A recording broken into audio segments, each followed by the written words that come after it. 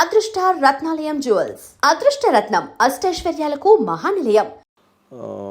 రామ్ చరణ్ చిరంజీవి గారితో చేసావు, నువ్వు ఆయనతో మంచి క్లోజ్ అసోసియేషన్. రామ్ చరణ్తో కూడా ఆల్రెడీ చేసావు, ఇప్పుడు మళ్ళీ చేస్తున్నావు. అసలు వీళ్ళిద్దరి మధ్యలో నీకు కనిపించే ఒక స్పష్టమైన డిఫరెన్స్ కానీ పోలిక కానీ ఇద్దరిలో ఇదే? నాకు తెలిసి పోలికలే ఉన్నాయి ఎక్కువ. అవునా? ఎక్కువ పోలికలే. అంతేనా? అంటే ఆర్టిస్టుల్ని చక్కగా చూసుకోవడం కానీ ఇది కానీ ఎక్కువ. అంటే చాలా ఎలా ఉంటుందంటే ఇప్పుడు అన్నయ్యతో చేసినప్పుడు ఆయన కష్టపడే విధానం ఇవన్నీ కూడా చరణ్లో ఉంటాయి. కష్టపడే విధానం చరణ్లో ఉంది. ప్లస్ కామన్ ఏంటంటే చక్కగా ఇప్పుడు మామూలుగా చూసుకుంటే భోజనాల దగ్గర కానీ ఆర్టిస్టుని బాగా చూసుకోవడం కానీ ఫుడ్ అందరికీ చక్కగా బాగా వచ్చిందా లేదా బాగుంటుందా లేదా యూనిట్లో చూసుకోవడం ఇవన్నీ కూడా ఆయనకి ఉంది. చరణ్ కూడా same. Okay, same. Charan is అంటే అనేలాగా డిగ్నిఫైడ్, అంటే ఎక్కడ చాలా పెద్ద, చాలా మెచ్యూర్డ్ గాయ్. చాలా ఈజ్ వెరీ ఇంటెలిజెంట్, చాలా మెచ్యూర్డ్ గాయ్.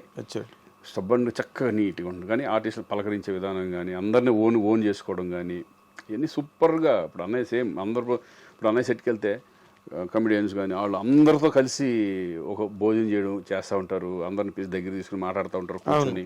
సేమ్ అదే చరణ్ కూడా. అవునా? చాలా మీ ఇద్దరి మధ్యన ఎట్లా ఉంటుంది ఇంటిమసీ? చాలా బాగుంటుంది. అన్న అంటాడు. అవునా?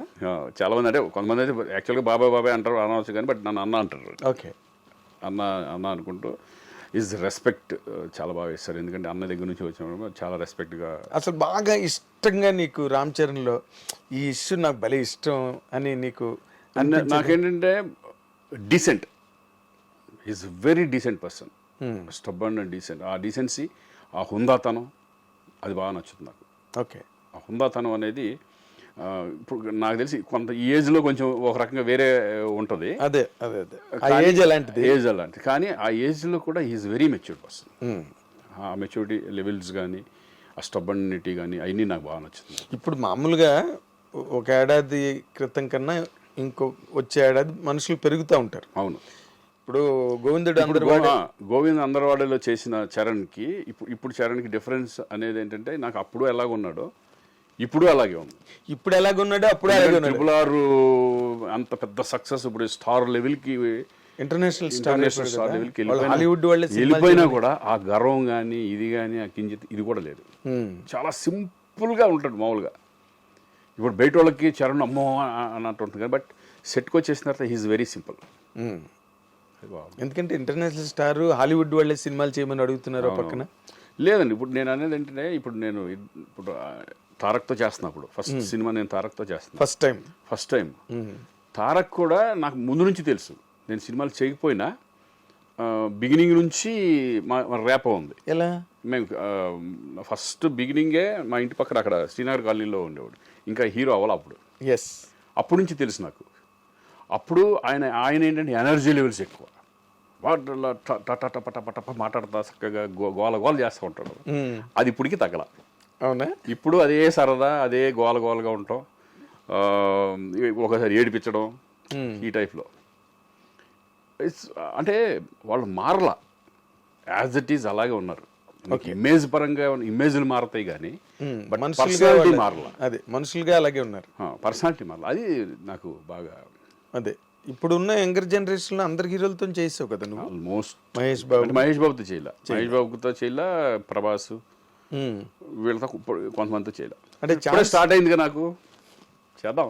మొన్న అఖండతోనే కదా ప్రారంభం. అవును, మొన్న కదా సెకండ్ ఇన్నింగ్స్. అంతే, సెకండ్ ఇన్నింగ్స్ కదా. అంతే, సెకండ్ ఇన్నింగ్స్ లాగా ఇది బోనస్ అనుకుంటాం. అంతే, బోనస్ కరెక్ట్. ఇది ఈ వర్డ్ కరెక్ట్, బోనస్. ఎందుకంటే ఊహించని మలుపు. అదేంటి నా మెంటాలిటీలో ఏంటంటే నేను ఇండస్ట్రీలో ఉండాలి అనేది మెంటాలిటీ ఉంది కాబట్టి నేను ఇమేజెస్ కానీ వాటికి పోకుండా చక్కగా మనం ఉన్న దాంట్లో హ్యాపీ ఫ్యామిలీ సెటప్ లాగా వెళ్తున్నాం అంతే. ఎవరు అడిగినా అంటే మహేష్ బాబుతో ప్రభాస్ ఇంతవరకు ఛాన్సులు రాలేదా?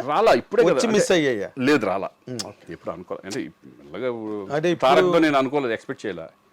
ఇప్పుడు దేవరాలో తారక్తో వచ్చింది అవకాశం. అలాగే చూసి ఇవి కూడా ఎప్పుడన్నా వస్తాయి, చూద్దాం. తప్పకుండా వస్తాయి. ఎందుకంటే అసలు బేసిక్గా నాకు ఎప్పుడు ఒక డౌట్, నేను మనం రాసే టైంలో రైటింగ్ జర్నలిజం టైంలో కూడా అడగలేదు నిన్ను. అసలు నువ్వు ఇండస్ట్రీకి రావడానికి మీ ఫ్యామిలీలో ఎవరైనా సినిమా ఇండస్ట్రీకి సంబంధించిన వాళ్ళు ఉన్నారా? ఎవ్వరు లేదు అసలు. నేను ఎందుకంటే నేను పుట్టి పెరిగింది కర్ణాటకలో. అసలు నాకు టచ్చే లేదు ఎవరు. నా రిలేటివ్స్లో కూడా ఎవరు లేరు. ఎవ్వరు అసలు ఏం తెలీదు. ఓకే, మీదేంటి వ్యవసాయ కుటుంబమా? వ్యవసాయ కుటుంబం, రైతు కుటుంబం. ఓకే. ఫాదర్ నాన్నలు అప్పట్లో లాంగ్ బ్యాక్ అక్కడికి వెళ్ళిపోయి సెటిల్ అయ్యారు అనమాట. కర్ణాటకకి వెళ్ళి. నేను పుట్టింది అక్కడే. బ్రదరు, నా తమ్ముడు అందరూ అక్కడే, నేను అక్కడే పుట్టాను. నేను పుట్టక ముందు ఒక 20 సంవత్సరాల క్రితం వెళ్ళిపోయాడు. కారణం అదే వ్యవసాయం. అప్పట్లో తుంగభద్ర మొత్తం తెలుగు వాళ్ళందరూ ఇక్కడ నుంచి ఇక్కడ అమ్ముకుంటే అక్కడ ఒక 5 ఎకరాలు 6 ఎకరాలు 10 ఎకరాలు 20 ఎకరాలు అట్లా వచ్చాయి. అలా ఇక్కడ ఇచ్చేసేసి అక్కడికి, ఎందుకంటే అగ్రికల్చరల్ రైతు కుటుంబం ఎలా ఉంటుందంటే ఎక్కడ నీళ్లు ఉంటే అక్కడికి వీళ్ళు వెళ్ళిపోతూ ఉంటారు మన తెలుగు వాళ్ళు. అవును, తెలుగు వాళ్ళు ఉన్న గొప్పదనం ఏంటంటే వ్యవసాయం ఎక్కడ ఉంటే వాళ్ళు అక్కడ ఉంటారు. అది కర్ణాటకలో మేమనే కాదు, చాలా మొత్తం తెలుగు వాళ్ళే ఉంటారు చాలామంది, అంతా మైగ్రేటెడ్. ఓకే. ఎందుకంటే వ్యవసాయం మీద అంత ఇష్టం వాళ్ళకి. అది మరి అదే జీవనాధారం కదా. జీవనాధారం ఫస్ట్ బిగినింగ్లో ఏముండేది? అంతే, బిజినెస్ కాదు కదా. ఎవడన్నా సరే, ఎవరి హిస్టరీ తీసుకున్నా అసలు మొత్తం టోటల్గా ఇండియావే వ్యవసాయ ఆధారితమైన దేశం. అంతేగా ఎవరైనా వచ్చినోళ్ళే. తర్వాత బిజినెస్ సెటిల్ ఇండస్ట్రీలు, ఫ్యాక్టరీలు తర్వాత వచ్చినాయి. తర్వాత ఫస్ట్ లో ఎవరైనా రైతు కుటుంబం నుంచి వచ్చిన. అలాగే నేను రైతు కుటుంబం నుంచి వచ్చినండి. రైతు బిడ్డ. నేను నాన్నకి సాయపడేవాడిని. నాగలి గట్ట అన్ని పట్టుకుని ఎడ్లు తోలటం ఇవన్నీ మొత్తం అన్ని వచ్చు. అవునా? ఓకే. వ్యవసాయం అక్కడికి వెళ్ళి కాపలాగా ఉంటాయి కదా, దాంట్లో పడుకోవడం, కలం అంటారు, కలం. వాటిల్లో నైట్లు మేము పడుకోవడం, నాన్నకి సపోర్ట్గా ఉండడం అన్నీ చేసేవాడు అనమాట. ఓకే. ఒక పక్కన చదువుకుంటూనే నైట్లు కాపలాకి వెళ్ళేవాడు. Very nice. సో అదొక లైఫ్. ఎన్నాళ్ళది? ఏది? డిగ్రీ వరకు మన వ్యవసాయం ఉండేది అక్కడ నాన్నకి. ఓకే. తర్వాత నేను ఇండస్ట్రీకి వచ్చాను. తమ్ముడేమో అమెరికా వెళ్ళిపోయాడు, అక్కడ సెటిల్ అయిపోయింది. మాదంతా ఏంటంటే కరెక్ట్గా నేను ఇండస్ట్రీకి వచ్చినప్పుడు మొత్తం మా అకౌంట్ 0 అక్కడ. అవునా? కరెక్ట్గా నేను ఇండస్ట్రీకి ఎంటర్. తమ్ముడేమో అమెరికా వెళ్ళిపోయాడు, అక్కడ ఎంఎస్ దాంట్లో వెళ్ళిపోయాడు. ఆ టైంకి మొత్తం అంతా ఫాదరు మా ఇక చదువులు కానీ వాటికి కానీ వీటికి కానీ అన్నిట్లో చేసి మొత్తం 0కి అయిపోయాం. మళ్ళీ అక్కడి నుంచి మనం స్టార్ట్ అయ్యాం. అవునా? అంటే నిన్ను నార్మల్గా నాకు తెలిసినంత వరకు నీ గురించి ఏమనుకునేవారంటే బాగా బలిసిన కుటుంబం నుంచి వచ్చాడు, మిడిల్ క్లాస్. అంటే స్ట్రగుల్ కూడా పడలా. అంటే నేను తిండి లేకుండా ఉంటాం అట్లా లేదు. That's what it is. అది లేదు. ఎప్పుడు నువ్వు రాయల్ గా డిగ్నిటీగా అలా వెళ్ళిపోతుండేవాడు. నాకు ఇప్పటికీ గుర్తు, నువ్వు టీడీపీ ఆఫీసు దగ్గర నుంచి అట్లా నడుచుకుంటూ నువ్వు అన్నపూర్ణ స్టూడియోకు ఒక జీన్ ప్యాంట్ లో చేయి పెట్టుకుని నడుచుకుంటూ వెళ్ళడం నాకు గుర్తు. నేను స్కూటర్ మీద అన్నపూర్ణకి వెళ్తుంటే అదొక లైఫ్. అన్ని ఒక ఎక్స్పీరియన్స్ చెప్పుకోవడానికి ఒక హిస్టరీ ఉంటుంది మనకి. 100%. ఏదో కేక్ వాక్ లాగా వెళ్ళిపోయే జీవితంలో కిక్కే ఉంటుంది. And for more videos, please subscribe to iDream. Please subscribe to iDream. Please subscribe iDream. And please subscribe to iDream. For more videos, subscribe to iDream. please like, share and subscribe to the channel. Congratulations, iDream. Subscribe to iDream. Subscribe to iDream. So subscribe to iDream Media.